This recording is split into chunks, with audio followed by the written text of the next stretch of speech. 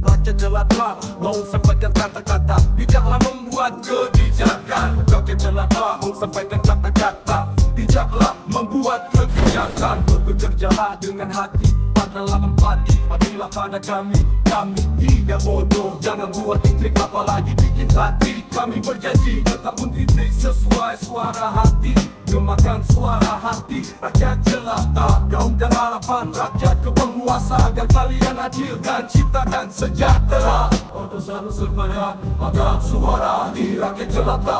Gaung dan harapan rakyat ke penguasa, agar kalian adil dan ciptakan sejahtera. Oke, bismillahirrahmanirrahim. Assalamualaikum warahmatullahi wabarakatuh. Hari ini istimewa, saya bersama Bang Rizmon Sianipar. Kita sudah ngincar-ngincar dari dulu, tapi baru dapat kesempatannya sekarang di Bandung pula. Bang Rizmon, sehat Bang? Sehat Bang Saiful. Terima kasih sudah mau kita diskusi di Ermol TV. Sebentar saja saya ingin bicara tentang hal yang sedang ramai-ramainya hari ini. Bang, saya lihat Abang sudah diperiksa ya di Bareskrim. Iya. Pak Rizal Fadilah, Di Polda ya. Pak Rizal Fadilah juga. Kemudian yang lain juga. Saya kira setelah keluar tuh akan agak mereda. Ternyata kok makin garang ini. Kan kita menduga-duga di dalam ruangan diinterogasi oleh polisi, kan tentu ada tekanan psikis mungkin ya. Jadi saya ingin tahu nih, di dalam itu bagaimana kok bisa keluar malah kalaupun tidak tambah garang ya tetap garang lah begitu Bang? Iya. Di dalam tentu ada ya teknik-teknik atau trik-trik dari penyidik untuk membuat kita tertekan, itu ada secara psikis. Terutama bangku kita saja nggak ada pakai sandaran tuh. Oh gitu. Bagaimana ini Pak Listio Sigit? Kita ya aja kan? Bisa nyandar sekarang. Iya. Kita diperiksa 5-6 jam tapi bangkunya nggak pakai sandaran seperti di terminal gitu kan. Itu sendiri sudah tekanan psikis. Ini perlu dengar Pak Listio Sigit Prabowo ini. Terus yang berikutnya yang cukup membingungkan saya, mengejutkan saya, bagaimana kok metodologi penelitian kita itu dipertanyakan gitu, seperti ujian skripsi atau disertasi yang dipertanyakan oleh pembimbingnya gitu. Iya begitu kan, itu nggak cocok ya. Harusnya pertanyaan metodologi penelitian itu tempatnya bukan di depan polisi tetapi di seminar kan begitu. Ya kan ya, peneliti itu boleh salah dong ya. Bahkan dosen saya bilang ya, kesalahan seorang peneliti menjadi kajian peneliti lainnya. Itu why not gitu.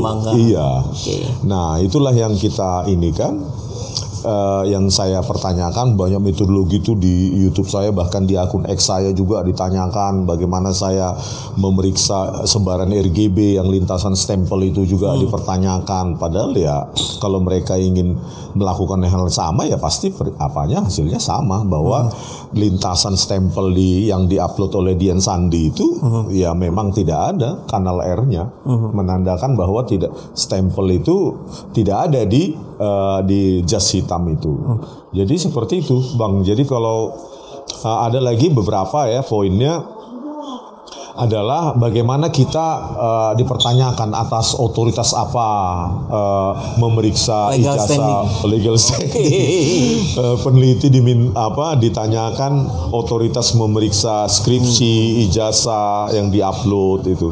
Ya kan peneliti berhak meneliti apapun. Jadi kalau harus meminta izin polisi ya demokrasi kita sudah mundur ini. Atau bahkan ditanya juga barangkali kalau ini sebuah penelitian, dana penelitiannya dari mana ini? Ada kesan? Nah, ada juga ya, interpretasi saya bahwa kita seperti ada yang mengorkestrasi gitu. Betul. Makanya pada saat itu ditanyakan juga kenal TPUA, kapan mengenalnya, kenal nggak dengan Pak Rizal Fadilah, Bu Kurnia maupun Pak Damai Hari Lubis ya saya katakan saja ya bahwa saya datang ya karena saya melihat di konvers. Ya kalau diajak ya oke, karena apa? UGM kan kampus alma mater kami. Jadi kami kan pulang kampung. S1 ya, S1, S2 saya kuliah di sana. Jadi why not gitu. Dan kami juga baik-baik.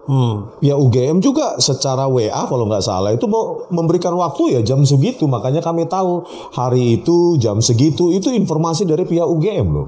Jadi bukan tiba-tiba datang terus, enggak, itu ruangannya pun sudah disediakan, ruang 109, dan mereka juga sudah hadir di dalam. Artinya kan semua sudah lewat perencanaan dan izin dari pihak UGM. Jadi tidak ada pemaksaan, apalagi penggerudukan itu kan istilah mungkin kalau dipakai istilah bombastis. Mungkin karena banyaknya itu yang nganternya itu berbis-bis dan bermobil-mobil barangkali Bang. Iya, betul juga kalau alasan itu. Tetapi apa yang terjadi di dalam sebenarnya murni argumentasi ilmiah kok antara kami sebagai alumnus dengan pihak UGM. Begitu saja. Jadi bahkan memang ada sedikit keras ya statement saya terutama, dan setelah itu saya ada di video itu saya minta maaf kalau ada yang salah. Cuma cukup kecewa juga kenapa apa yang diklaim bukti-bukti itu nggak ada disediakan di meja mereka. Padahal itu dari sebelumnya sudah dimintakan ya secara resmi. Iya Bang. Nah Bang, ini agak penasaran juga saya. Ini Bang Rismon ini bolak-balik kan dari Sumatera Utara ke Jakarta karena ada podcast, terus kemudian yang kalau ditarik mundur sedikit misalkan ke UGM segala macam, itu kan jelas biayanya nggak kecil Bang. Itu dana sendiri tuh Bang. Ya, dana sendiri lah Pak. Dana sendiri Bang, dana sendiri. Motifnya apa Bang? Mau datang misalkan ke perpustakaan nanya skripsinya Jokowi difotoin gitu. Motifnya kan rasa ingin tahu Bang. Oke, sebagai seorang peneliti. Iya, rasa ingin tahu. Dan awalnya kan dari video Kompas TV, saya analisa frame demi frame. Lah ini ada yang janggal nih. Ini pasti nggak cocok karena terlalu cantik untuk zaman itu, terlalu modern. Jadi ya saya datang bersama istri. Nah, tanpa tanpa diduga ternyata diberikan tanpa diminta oleh petugas di situ. Jadi ya itulah, jadi sambung menyambung, katanya mungkin kekuatan supranatural lah itu sehingga saya bisa menyentuh, meraba, memoto dari skripsi dari yang diakui sebagai Joko Widodo gitu. Karena disitulah kemudian menjadi titik baru lagi, orang fokus pada skripsinya bukan sekedar pada ijazahnya. Iya, Bang. Dan yang konon katanya ini juga akan dilaporkan katanya tentang skripsi. Iya, laporan baru ya. Jadi kalau sebelumnya tentang ijazah palsu ya, kalau bahasa hukumnya dugaan ijazah palsu katanya pengacara. Nah, ini akan dilaporkan dugaan skripsi palsu atas nama Joko Widodo. Yang melaporkannya ada nanti sebuah tim katanya, dan akan dari dilaporkan pihak Abang apa dari kawan-kawan yang atau ada sebuah tim pergerakan yang ingin masalah ini dituntaskan secara ilmiah gitu Bang. Oke. Nah, mereka akan melaporkan itu baik ke Bareskrim maupun ke Pengadilan Perdata nanti di Jakarta Pusat atau Jakarta Selatan. Sedang dikonsep suratnya. Jadi siap-siap Pak Jokowi bahwa Anda akan repot-repot juga nanti ke Jakarta terkait dengan laporan bukan ijazah palsu, dugaan ijazah palsu, tapi dugaan skripsi palsu.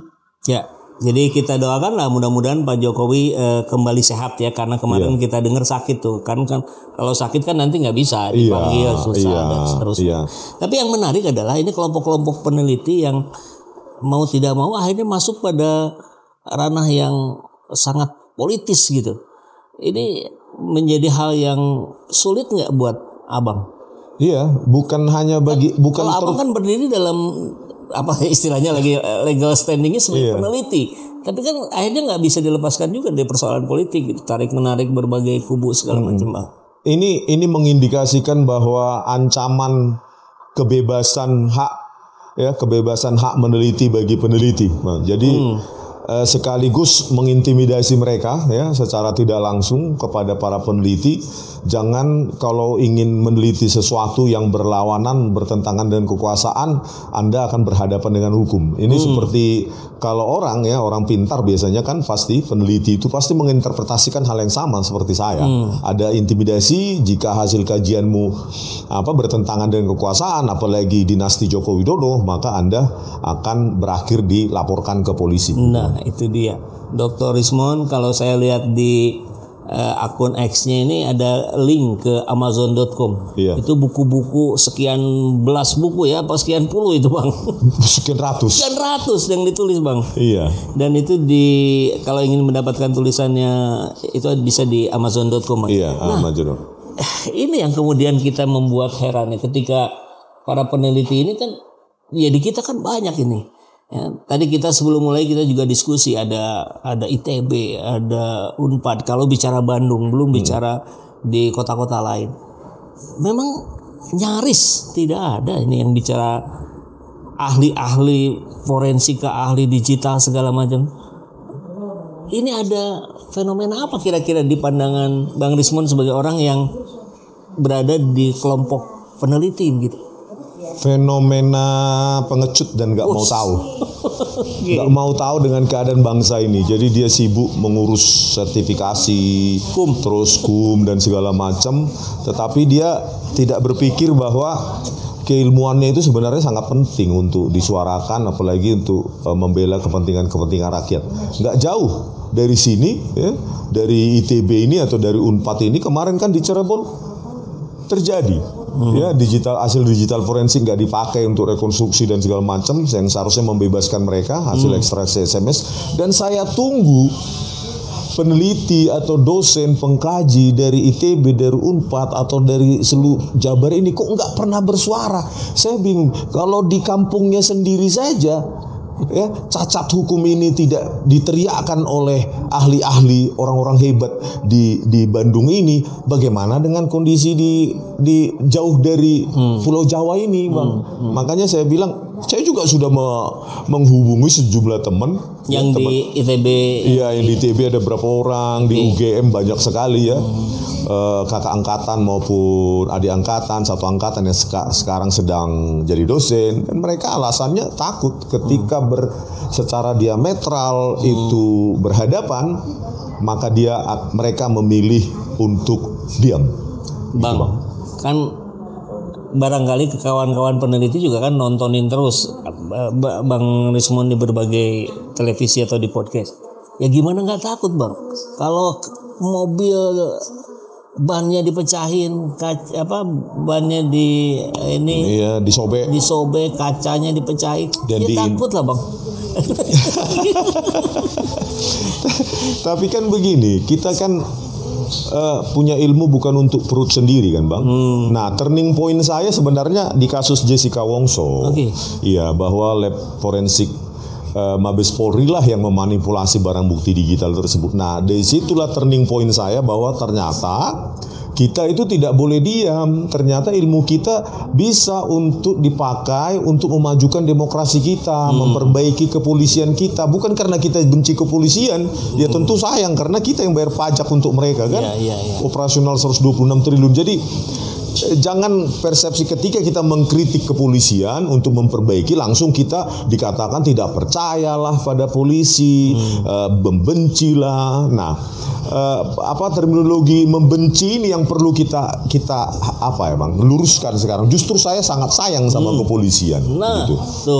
Gitu bang. Jadi, demokrasi kita ini akan maju jika banyak yang mengkritik pemerintahan seperti Bang Saiful juga, gitu loh, sebagai agen-agen untuk memajukan demokrasi kita, Bang. Kalau kita hanya ruang-ruang publik kita hanya dipenuhi oleh kaum-kaum penjilat, jadilah Indonesia menjadi negara politburo. Bang, kira-kira perlu dimotivasi nggak sih kawan-kawan peneliti ini biar tumbuh keberaniannya gitu, atau harusnya malu ya para peneliti senior di berbagai universitas besar di Indonesia. Ada seorang anak muda yang masih muda juga ya bisa membuktikan itu bahwa di lembar pengesahan skripsi Pak Joko Widodo itu Times New Roman dengan pakai istilahnya model neural networks yang cukup sederhana atau cukup populer lah. CNN itu convolutional neural networks itu semester 7 semester 1 pun S1 pun sudah bisa. Kemana yang dosen-dosen senior itu sampai menciptakan yang sudah bisa membuat paten untuk menciptakan model deep learning? Kenapa diam? Diam karena pengecut atau tidak mau tahu dengan negara ini? Itu terserah kalian lah. Tapi Yang saya inginkan adalah ayolah kita bersama-sama bahwa keilmuan kita itu bukan hanya untuk di dalam kelas, bukan untuk sebatas mahasiswa di dalam kelas, tapi suarakanlah khususnya ini nih untuk sejarah bangsa kita ini. Masa sih peneliti-peneliti Indonesia nggak sedih ya dengan hasil dari Dirtipidum kemarin, lembar pengesahan skripsi itu hanya diraba, dirasa, terus langsung disimpulkan ada cekungan bahwa itu produk letterpress atau handpress.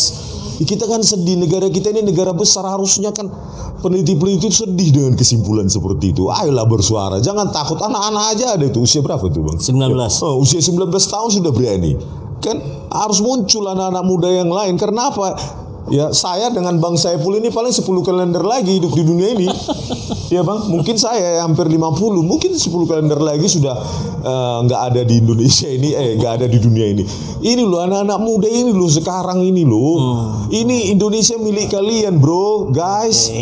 Ayo berkontribusi, berani bersuara seperti teman kita yang masih usia 19 tahun itu. Jangan takut bersuara. Ketika kita takut bersuara, maka Indonesia ini sebenarnya sudah tidak baik-baik saja. Oke. Jadi sama sekali tidak ada penyesalan Bang ya dengan tersitanya waktu Abang untuk melakukan penelitian, mengajar dan segala macam untuk urusan-urusan yang jadinya terjun ke urusan politik ini. Iya, ini juga sekaligus mengeksemplar ya, memberikan contoh kepada kita yang punya dikasih Tuhan, punya kecerdasan, punya skill, bahwa kita pantas loh para peneliti ini dapat panggung di panggung nasional. Jangan hanya para ahli hukum, ahli politik, ekonomi, ahli teknologi pun ya semenjak reformasi ini kurang suaranya di republik ini, kurang suaranya di televisi, kurang suaranya di ruang-ruang publik, di YouTube atau lainnya. Kita itu punya hak yang sama dengan mereka, bersuara untuk apa? Membuat Indonesia itu lebih baik. Jangan takut, jangan ya. Ahli-ahli teknologi punya hak yang sama dengan para politisi, para ahli hukum dan lainnya. Berkontribusilah ya, lebih banyak para ahli ini memberikan kontribusinya dalam YouTube untuk anak-anak muda. Ya, jangan para politisi saja yang menguasai ruang-ruang publik. Bersuaralah hai kalian yang diberikan Tuhan kecerdasan dan keahlian, begitu Bang. Oke, luar biasa. Ini saya melihatnya sebagai sebuah motivasi bukan hanya buat para peneliti, tapi buat adik-adik kita juga, mahasiswa ya, yang juga harus berani menyuarakan. Bang, closing statement Bang. Iya. Justru kita bangga harusnya banyak yang konten-konten kreator atau pers yang bisa menyebarluaskan informasi, ya, memicu kekritisan, daya kritis, daya nalar, daya kecerdasan untuk banyak orang. Harusnya kita bangga kan. Saya tanyakan Pak Prabowo Subianto, kita harus bangga daripada banyak digital content creator yang hanya menjual, mempertontonkan privasi rumah tangga atau gosip. Justru mereka ini yang membuat kecerdasan bangsa itu secara informal di luar jalur formal itu menjadi lebih baik. Pak Prabowo Subianto, janganlah kriminalisasi mereka ya.